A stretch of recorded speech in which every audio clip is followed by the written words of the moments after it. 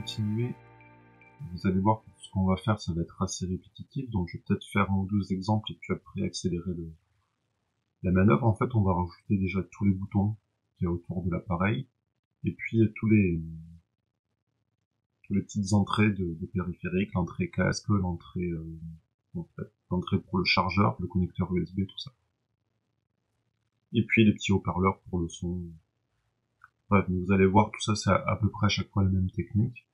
Donc on va commencer là par les boutons. Alors les boutons, c'est pareil, on va essayer de les garder au maximum paramétrique, c'est-à-dire de tout faire avec des modificateurs. Alors, je vais masquer déjà le boulet 1, qui fait le creux de là où il y a la coque arrière, parce qu'il n'a pas besoin de le voir. Je vais réafficher mes références, donc là on a nos boutons. Donc je vais faire déjà les boutons de volume sur le côté. Donc là pour rappel, 3 c'est la vue orthographique de droite, et CTRL 3, du coup la vue orthographique de gauche. Bon alors on fait 3 puis 9 pour inverser, pour faire un 182. Alors je vais ajouter un plan, très très grand. On va le déplacer sur le côté, le faire tourner en Y.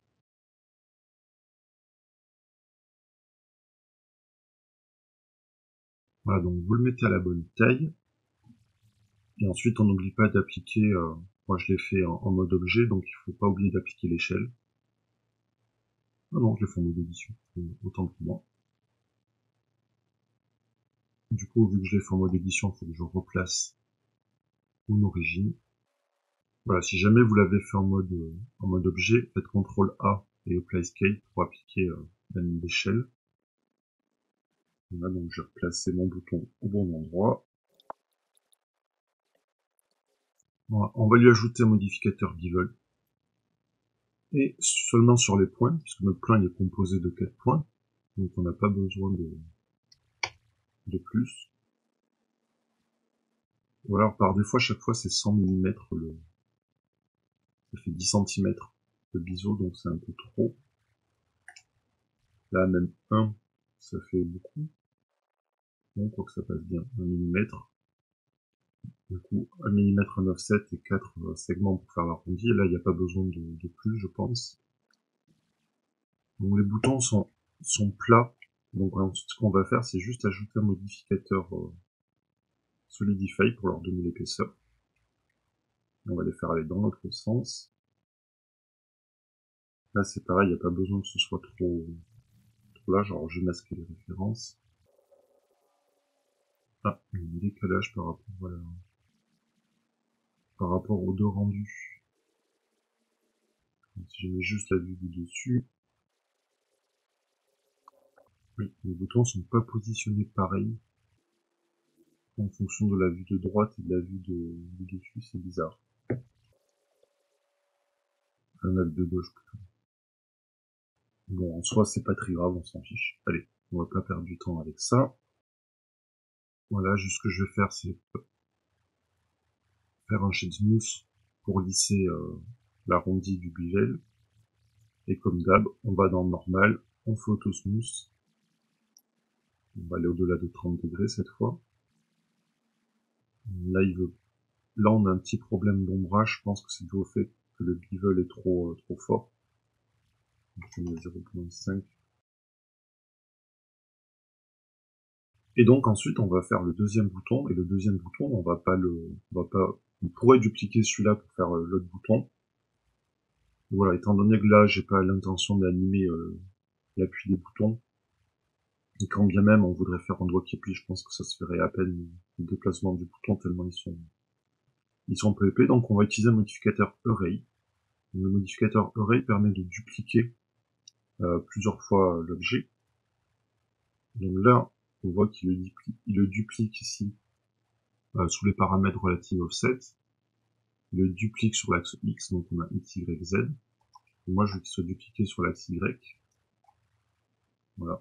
Mais en -1, alors je vais passer en vue du dessus, réactiver mes références. Voilà. Et de cette façon, on a nos deux boutons. eux, on va les appeler boutons, donc je mets BTN pour raccourcir, et volume. C'est les boutons du volume. Et par contre, ce qu'on va avoir besoin de faire, c'est de faire des trous des boutons dans cet objet contour. Donc pour ça, c'est assez simple, on va dupliquer notre bouton volume. Donc Shift D pour dupliquer. Le nouveau bouton volume dupliqué, on va mettre un underscore bool pour savoir que c'est celui qui fait les trous. Et surtout, on va le mettre en enfant de bouton volume. Donc on va dans l'onglet Object Property, on va dans Relations, et on choisit bouton volume en parent. Alors là, il s'est décalé. Donc si jamais il vous fait ça aussi, vous faites Alt G, normalement, pour le remettre au bon endroit. Voilà. Et du coup, si on déplace bouton volume, lui va se déplacer aussi. Alors, je vais maintenant le sélectionner dans la hiérarchie. Je passe en mode Edit et j'agrandis légèrement avec S. Voilà un petit S en Y, un S en Z. Voilà, pour qu'il soit légèrement plus grand. Et puis on va le décaler aussi vers l'arrière, vous voyez. Et ensuite, eh ben, on va sélectionner lui. Alors d'abord, on va l'activer si c'est pas déjà fait. Un add-on qui s'appelle Bool Tool. Donc vous ouvrez les préférences, vous allez sur l'onglet add-on, vous tapez bool et vous couchez Object Bool Tool. Donc ça va nous permettre de faire des opérations booléennes plus rapidement. Donc ensuite on va dans Edit et là on a le panneau Bool Tool, vous le dépliez. Alors il y a deux sections, il y a Auto Boolean et Brush Boolean. Auto en fait ça va appliquer automatiquement les modificateurs, mais là on veut pas, moi je veux que tout reste paramétrable. Donc on va utiliser Brush. Donc on choisit en premier du coup le bouton volume booléen. On maintient Maj et on clique gauche sur notre objet contour pour le sélectionner pour qu'il soit actif, puisque c'est le dernier objet sélectionné qui est l'objet actif, celui qui est affiché ici dans la vue 3D. Et on va choisir différence. Voilà, donc en faisant ça, donc ça m'a créé un trou dans la coque. Alors on ne voit peut-être pas très bien, je vais masquer mon bouton volume pour le voir. Voilà, il y a deux trous dans la coque. Alors il y a des problèmes d'ombrage, mais ça, comme je l'ai dit, on s'en occupera à la fin pour tout lisser bien comme il faut. Et voilà. Et donc mon bouton booléen, il s'est automatiquement mis en affichage en bounding box, donc la boîte, comme on a fait tout à l'heure mais manuellement. Et automatiquement, il s'est enlevé du rendu. Donc si on fait un rendu, il n'apparaîtra pas. Voilà. Et si je bouge mon bouton volume, du coup, les trous vont bouger avec. Voilà. Et donc on va faire ça pour tous les boutons. Alors je vais juste l'enfoncer un petit peu plus.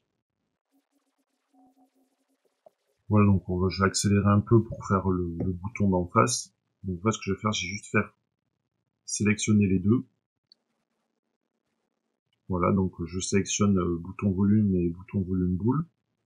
Shift D pour dupliquer. Je passe en face. Je vais décaler le booléen. Voilà, sur le côté. Et eux, je vais les renommer. Donc on va faire bouton. C'est le bouton marche arrêt, lui. Donc je vais mettre on off, c'est plus rapide à écrire. Et pareil pour le bool. Au lieu de l'appeler volume, j'appelle on off bool. Voilà, alors pour les deux, on va enlever le modificateur oreille, puisque de ce côté il n'y en a qu'un. Et on va le déplacer, donc je vais rafficher les références, je passe en vue du dessus, je remasque les références. Et voilà, donc je prends cet objet, l'objet bouton on-off bool, comme tout à l'heure, je sélectionne le contour, et je vais faire différence. Et donc on a là aussi, on a notre trou qui s'est formé.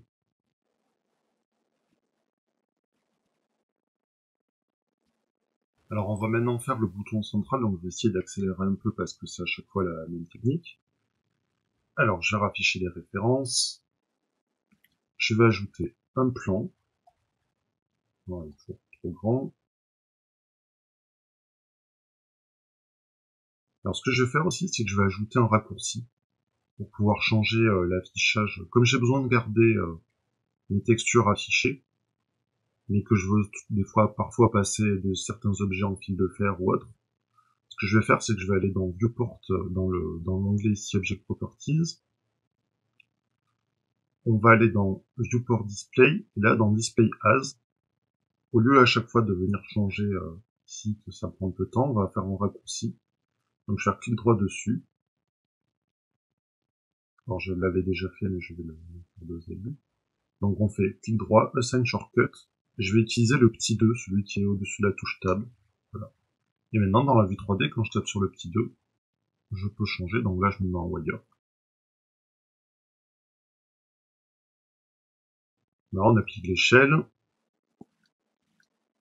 Et on va faire à peu près comme les autres. Et donc, je mets un modificateur bevel que je mets uniquement sur les vertex. On va ajouter quelques segments pour faire l'arrondi. Voilà, donc vous réglez l'offset pour avoir l'arrondi qui vous convient. Donc là, j'ai déjà le remis. C'est le bouton principal. On va lui mettre un modificateur solidify pour lui donner l'épaisseur. Alors, autant c'est pas la peine.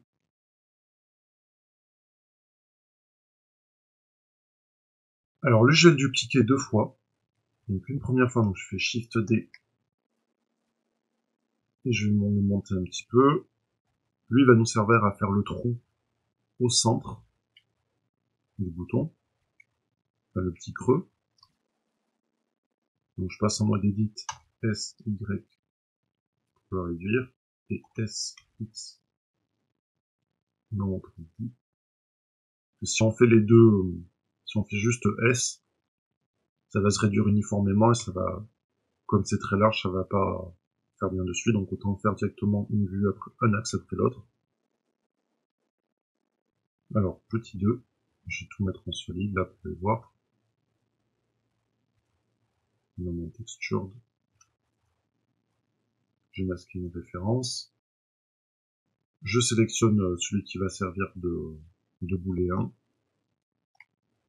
Je sélectionne l'objet principal et je vais me faire différence. Alors, ce que je vais faire, par contre, ce que j'aurais dû faire d'entrée, c'est clic droit chez Smooth, avec ici, dans Data Properties, Auto Smooth. On va le mettre un peu plus de 30. Et pareil pour l'autre. Donc clic droit chez Smooth, Auto Smooth. Voilà, comme ça. On a un lissage qui est correct. Ensuite, je vais me prendre celui-là. Et on va arrondir les bords. Donc j'ai ajouté un bevel. Bon, il le fait en dessous, c'est pas forcément la peine. Mais par contre, on va juste mettre que c'est en fonction de l'angle. Donc dans les méthodes angle. Et voilà, donc on a notre bouton qui est créé. Alors j'ai l'impression qu'il y a un problème. Je pense qu'il n'est pas assez large, pas très uniforme. Voilà. Donc, on va créer une ligne parentée pour quand on bouge au bouton, son booléen bouge en même temps. Voilà, donc on sélectionne d'abord l'enfant, puis le parent, et CTRL P. On fait Keep Transform. Et ensuite, je vais dupliquer le bouton, Shift D. On va lui enlever le bevel. On va lui enlever le booléen. Et je vais juste l'agrandir légèrement. Là aussi, en X, S, X, et S, Y. Là, on va le descendre. C'est pour, en fait, vous aurez compris, c'est pour faire le trou. Donc, là, on l'appelle bouton principal underscore bool. on va directement créer une parenté avec le bouton. Donc on sélectionne lui, on sélectionne le bouton, CTRL P, objet qui transforme, et maintenant si je bouge mon bouton, il y a les deux boulins qui bougent en même temps. Et donc on prend notre objet qui va nous servir à faire le trou. Alors si vous n'arrivez pas à le sélectionner, dans la vue 3D, vous pouvez appuyer sur Alt puis clic gauche. Il va vous proposer tous les boutons qui sont, enfin, tous les objets qui sont sous la souris. Donc là on fait un bouton principal. Et ensuite je sélectionne le contour. Et on fait différence. Voilà. Et là aussi je vais avoir un trou si je masque le bouton. Je vais juste le passer en wire. En bronze. Voilà. Il y a bien le trou. Et voilà, donc à chaque fois, vous voyez, c'est la même méthode. On fait le bouton, on fait un booléen qui va servir à faire le trou dans la coque. Alors on a toujours ces fameux problèmes d'ombrage, hein, si je passe en... Je vais afficher le maillage. Non, ils les affichent pas en fait, mais bon. Bref, en fait, quand on fait un booléen, lui crée des faces et des arêtes. Et il les crée pas forcément bien, donc ce qu'on pourrait faire, c'est faire des coupes sur notre plan. Mais bon, moi je veux garder mon objet le plus simple possible, hein, si on a un quart de plan. Donc, on va ranger ça maintenant. Et donc, on va utiliser un modificateur qui s'appelle EdgeSplit. Donc, EdgeSplit, ce qu'il fait, c'est qu'il va couper les arêtes pour selon un certain nombre. Donc là, par exemple, il va couper les arêtes au niveau de l'arrondi. Donc, je vais rajouter ce modificateur, donc EdgeSplit. Et vous voyez que ça résout nos problèmes d'ombrage au niveau de tous les booléens. Alors, EdgeSplit, il faudra toujours le laisser en dessous. Alors, je vais masquer. Wireframe, voilà. Donc il faudra toujours le laisser viser en dessous. Donc là on va utiliser d'autres booléens sur lui pour faire les trous, mais il faudra à chaque fois venir descendre le split ou alors on le supprime, on le remet à la fin pour être tranquille. Voilà, donc maintenant on va faire le bouton de volume. Hein. Le bouton de volume, c'est une fois c'est pareil.